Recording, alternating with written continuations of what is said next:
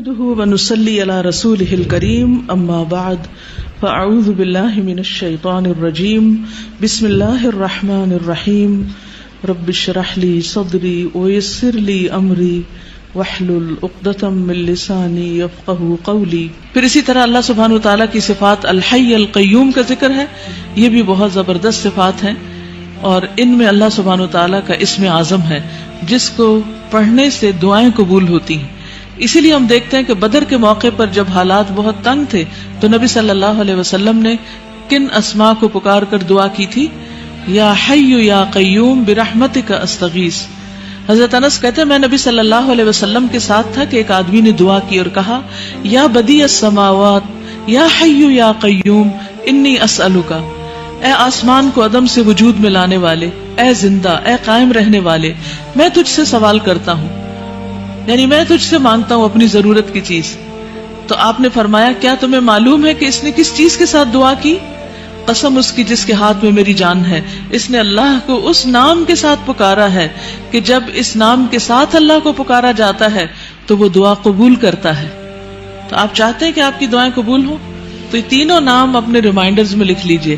جب بھی آپ چاہیں کہ آپ کی دعا قبول ہو تو پہلے اللہ تعالیٰ کو ان ناموں سے پکاریں اور پھر دعا مانگیں.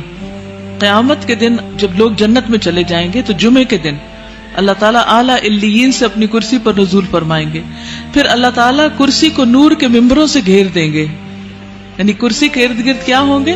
نور کے ممبر. نبی آئیں گے یہاں تک کہ اس پر بیٹھ جائیں گے نور کے ممبروں پر.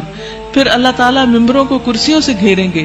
صدیق اور شہداء آئیں گے یہاں تک کہ وہ ان پر بیٹھ جائیں گے.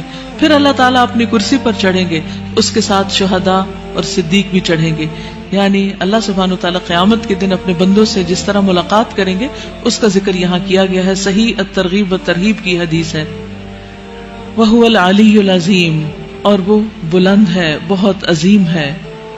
اور حقیقت یہ ہے کہ اللہ سے بڑی کوئی بھی چیز نہیں، اس لیے ہمیں اللہ تعالیٰ کے ناموں کے ساتھ دعا مانگتے ہوئے خصوصاً تسبیح کرنی چاہیے. فَسَبِّحْ بِاسْمِ رَبِّكَ الْعَظِيمِ. قسم اس کی جس کے ہاتھ میں میری جان ہے، اس نے اللہ کو اس نام کے ساتھ پکارا ہے کہ جب اس نام کے ساتھ اللہ کو پکارا جاتا ہے تو وہ دعا قبول کرتا ہے. تو آپ چاہتے ہیں کہ آپ کی دعائیں قبول ہوں تو یہ تینوں نام اپنے ریمائنڈرز میں لکھ لیجئے. جب بھی آپ چاہیں کہ آپ کی دعا قبول ہو تو پہلے اللہ تعالیٰ کو ان ناموں سے پکاریں اور پھر دعا مانگیں. یا حی یا قیوم برحمتک استغیث. یا حی یا قیوم برحمتک استغیث. یا حی یا قیوم برحمتک استغیث. یا حی یا قیوم برحمتک استغیث. سبحانک اللہم و بحمدک اشہد ان لا الہ الا انت استغفرک و اتوب الیک. السلام علیکم و رحمۃ اللہ وبرکاتہ. اللہ اللہ اللہ